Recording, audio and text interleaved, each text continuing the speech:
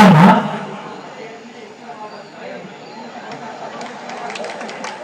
இது எப்படி பாருங்க விவசாய காட்டை எழுதிவாங்க நான் பிளான் பண்ணிட்டு இருக்கேன். நிலம் வாங்கி ஊழல் விளைச்சு தண்ணி பார்த்து அறுவடை பண்றதுக்கு விளைச்ச காலம் வாங்கலாமா சார்னு கேட்கறான். இப்ப ஐடியா நல்ல ஐடியா சேவை பக்கம் வந்தாலும் எனக்கு ஐடியா தான் வருது. 1000 பெண்களை பார்த்த கண்ணதாசன் தன் மனைவியை வர்ணிச்சாரு. நீங்க வர்ணிச்சிருக்கீங்களா? அவர் 1000 பேரை பார்த்தாலும் வர்ணிச்சாரு. எவ்வளவு பார்த்து வர்ணிக்க? ஒருத்தர் பார்த்திருக்கீங்களா? அவர் வர்ணிக்கிறவங்க இருந்தா வர்ணிக்க மாட்டேனா? கல்யாணத்துக்கு முன்னாடி மட்டும் எல்லா புருஷனையும் உயிரையும் கையிலையும் கொஞ்சறீங்க. 2 புள்ள வரதுக்கு கொஞ்சம் என்ன தப்பு? கல்யாணத்துக்கு முன்னாடி கொஞ்சறாங்க. இயற்கை எல்லாரும் விரும்புவோம். இயற்கை சீற்றத்தை விரும்பியே விரும்ப மாட்டான்னு தெரிஞ்சுக்க. கண்ணதாசன் தன் மனைவி எப்படி வர்ணிப்பாரு? அந்த காலத்து கவிஞர் வர்ணிப்பார் சார். எத்தனை பெண்கள் இந்த மண்ணில் பிறந்தன, சத்தியம் சம்சாரம் அவள் சாமி அவதாரம், அந்த பத்தினி கைகளால் பள்ளி கொண்டால் பக்தி பிறவங்க கண்ணதாசன் சொன்னார். அதை பார்த்துட்டு என் மாமா முத்து வர்ணிச்சார் சார். மஞ்சளாதா உங்க மாப்பிள முத்து வர்ணிச்சார் சார். அப்போனா உங்க மாப்பிள வர்ணிச்சார் சார். எப்படி வர்ணிச்சார் தெரியுமா? கல்யாணம் புதுசுல வர்ணிச்சார். எல்லாருக்கும் உயிரெழுத்து ஆவில் தொடங்குகிறது, எல்லாருக்கும் உயிரெழுத்து ஆவில் தொடங்குகிறது, எனக்கு மட்டும்தான் உயிரெழுத்து நீ என்று தொடங்குகிறது சொன்னாரு சார். ஒரு காதல் கவிதை எழுதலாம். நீ உயிரெழுத்து, நான் உயிரெழுத்து, உங்க அப்பா ஆங்கில எழுத்து, உங்க ஆத்தா வேண்டாத துணை எழுத்து, நீங்க தலையெழுத்து எழுதலாம். ஆனா எங்க வீட்டுக்காரர் கவிதை சொன்னார். என் இதயம் வெறுப்பது என்னவோ எனக்குள் மட்டும்தான், என் இதயம் வெறுப்பது என்னவோ எனக்குள் மட்டும்தான், துடிப்பது என்னவோ உனக்காக மட்டும்தான் சொன்னார் சார். பெரிய ஆபரேஷன் பண்ணியா இருக்காங்க. இதுக்குள்ள ஒரு காதல் கவிதை எழுதலாம். அன்பே என் இதயத்துக்குள் வா, அந்த புள்ள சிறப்பு கலந்தவா, என் இதயம் நான் கொலையா சும்மா அப்படியே வந்து தரத்துக்குள் போடுங்க. எங்க வீட்டுக்காரர் கவிதை சொன்னார். போன வாரம் நீ அஷ்டமி, இந்த வாரம் நீ நவமி, என் உயிரே நீ தான் கௌதமி சொன்னார் சார். கவிதை என் உள்ள ஒருத்த கவிதை எழுதினா பாருங்க, இதை சொல்லி எல்லாரும் எழுதிடுவாங்க பாருங்க, எழுதினா பாருங்க. அன்பே நான் உங்களை இன்பத்தோடு தானே பார்த்தேன், நீங்க எழுத்து சமூகத்தோடு ஓடி போயிட்டா இப்படி போட கவிதை வச்சிருக்கீங்க.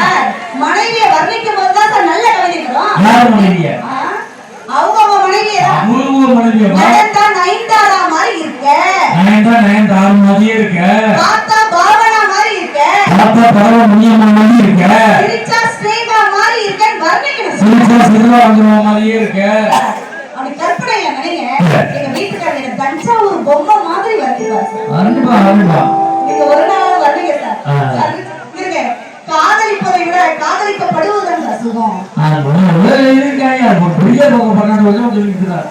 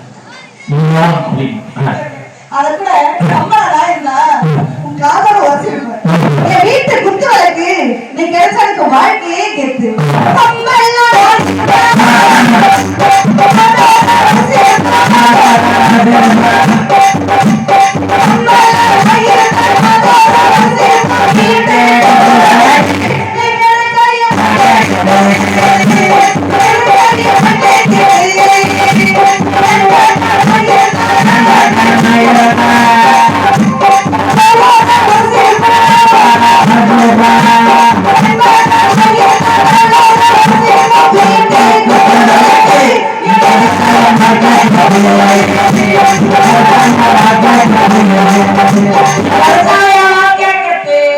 சார். சார், வாழ்க்கையை ரசிக்கிறவங்க தான் சார். விறகு விக்கிறவன் கையில வீணையை கொடுத்தா எப்படி சார் தெரியும்? விறகு மாதிரி தெரியும். பாக்குறவங்க கண்ணு சரியில்லைன்னா இந்த ஆள குறைவா சார் தெரியும். ரெண்டு பேர் கண்ணை டெஸ்ட் பண்ணோம். கண்ணாடியை போச்சு. டெஸ்ட் பண்ணோம். அவங்க கருப்பு கண்ணாடி போடணும், இவரு வெள்ளை கண்ணாடி போடணும். நான் கேக்குறேன் சார், உங்க அப்பா என்ன படிச்சிருக்காங்க? இல்ல சார். முதல்ல கண்ணால டெஸ்ட் பண்ண உங்க அப்பா என்ன படிச்சிருக்காங்க? எங்க அப்பா 10th படிச்சாங்க. உங்க அம்மா என்ன படிச்சிருக்காங்க? எங்க அம்மா 8வது தான் படிச்சாங்க. நீங்க என்ன படிச்சிருக்கீங்க? நான் MA MAT MPhil படிச்சேன். உங்க மனைவி என்ன படிச்சிருக்காங்க? எங்க மனைவி அதேதான் MA MAT MPhil. ஓ, உங்க பிள்ளைங்க என்ன படிச்சிருக்காங்க? என் பிள்ளை BE முடிச்சுட்டு MA முடிச்சுட்டு. 8ஆம் வகுப்பு படிச்ச பெத்தவங்களுக்கு பிள்ளையா பிறந்த நீங்க MA MPhil வரையும் முடிச்சிருக்கீங்க. அந்த காலத்துல கல்வியை சந்திக்கல. மஞ்சள் என்ன படிச்சிருக்காரு? சொல்லுங்க கேட்டு. அவ எலக்ட்ரிக் டெக்னாலஜி படிச்சிருக்கான். சத்தியமா சொல்லுங்க. உண்மையிலே 10வது ஃபெயில். ஆனா அந்த அம்மா படிப்ப பட்டிமன்ற படத்துல யாருமே படிக்கல. ஏன்? 7வது ஃபெயில். சார், இந்த காலத்துல எல்லா இளைஞர்களும் புத்திசாலி இளைஞர்கள் சார். ஒரு பசு மாடு இந்த இடத்துல எழுந்திருக்க முடியாத படுத்து கிடக்குதுன்னா இத நீங்க எப்படி எழுப்புவீங்க? எப்படி எழுப்புவாரு? எங்க உமாரத்தனை எப்படி நம்ம பசு மாடு எழுப்புவாரு? சார், ஆனா இந்த ஊர் இளைஞர்கள் அந்த பசு மாடு படுத்திருந்தா எப்படி நம்ம எழுப்புவாங்க? ஒரு கட்டு புல்ல கட்டினா போதும், பசு மாடு அப்படியே கம்முன்னு எழுந்து வந்துட்டே இருக்குமே சார். இதுதான வாழ்க்கை? என்னது? பசுமாடு படுத்து கிடக்கு புல்லு கட்டுலாம் வேண்டியதில்லை. ஒரு காலமாட்ட சைட்ல போயிருக்கோம், அது வாழ பின்னாடியே சார், இவ்வளவு என்னது? என் பொண்டாட்டி போன பொங்கலுக்கு பசுமாடு கோலம் போட்டுருந்தான். காலையில பக்கத்துல ஒரு காலமாடு ஊத்த படுத்துக்கிறாங்க. பசுமாடு நம்பி அப்படின்னு விரட்டி விட்டு ஒரு கண்ணுக்குட்டி ஒரு கருத்து ஓட்டுமா வீட்டே போட்டு அவங்களுக்கு தத்து உருவமா போடுவாங்க. அந்த காலத்து காதல் இந்த காலத்து காதல் புனிதமானது சார். நான் கேக்குறேன், நீங்க இந்த காலத்து ஆள் மகன் டிப்டாப்பா அழகா இருக்கீங்க. நான் கேக்குறேன், நீங்க காதலிச்சிருக்கீங்களா சார்? காதலிக்கிறது தப்பாமா? காதலிக்கிறதுமே தப்புன்னு சொல்றாங்க. அது போய் அடிக்க வராங்கம்மா. யாரு நடுவர்களே? அவங்களுக்கு புரிஞ்சீங்க. நான் நல்ல காதலை பத்தி கேட்டேன். நான் நல்லா காதலை பத்தி சொன்னேன். காதல்னு நான் சொல்லுவேன். அந்த வார்த்தையை நீங்க திரும்ப சொன்னீங்கன்னா காதல் வராத உங்களுக்கு காதல் வரும். நடுவர் அவர்கள் எனக்கு காதல் வரை யாரா சொன்னது? அப்பா அது வசந்தி இல்லப்பா, வதந்தி. நீ ஒரு வசந்தி கலப்பி விட முடியாது. இப்ப நான் காதல் சொல்றேன் சார், அதை திரும்ப சொன்னீங்கன்னா கண்டிப்பா ஒரு காதல் வரும். லவ் ஃபீலிங் அடி வைக்கிறேன் சொல்ல முடியாது. ஏன் நடுவர் அவர்களே? எனக்கு ஆபரேஷன் பண்ணிருக்கு. என்ன ஆபரேஷன்? அவ சொன்னா புண்ணு தண்ணி குடிக்காதமா. என்ன சார்? ஒரு மாசம் என் பொண்டாட்டி காய்ச்சல் வந்துருச்சு. மதுரையில டாக்டர்கிட்ட கூட்டிட்டு போனேன். அவ கையை பிடிச்சி பார்த்துட்டு காய்ச்சல் ஓவரா இருக்கு, ஒரு வாரம் பெட்டி இருக்கட்டும், நீங்க போன அரசு பார்த்துட்டு விட்டாங்க. நான் இன்னைக்கு 11 மணிக்கு கிளம்பி என் குரூப்பு பஸ் கிடையாது. காலையில 5 மணிக்கு தான் முத பஸ். சரி படுத்துட்டு காலையில போகணும். ஆஸ்பத்திரியிலேயே ஒரு டெஸ்ட் போட்டுருந்தாங்கம்மா. அதுல படுத்து நான் அசந்து தூக்கிட்டோமா. நீங்க ஆளை வந்து ஆபரேஷன் பண்றாங்க உள்ள போய் எல்லாத்தையும் முடிச்சுட்டு காலையில 5 மணி ஆச்சு. 1200 ரூபாய் காசு கொடுத்தாங்க. அதுக்கப்புறம் சொல்லி எனக்கு அந்த ஆபரேஷன் பண்ணிட்டேன். டாக்டர் பிரிச்சு விடாம இருக்காரு. அடிக்கடி சொல்ல முடியாது. பையன் பக்கத்துல இருக்கு. அதுக்கு மேல ஏப்பம் தான் வரும். அப்ப இதயபூர்வமா சொல்லித்தரேன் நடுவர்களே. என்ன தேடுறீங்க? ஹலோ, என்ன தேடுறீங்க? ஹார்ட் இருக்கான்னு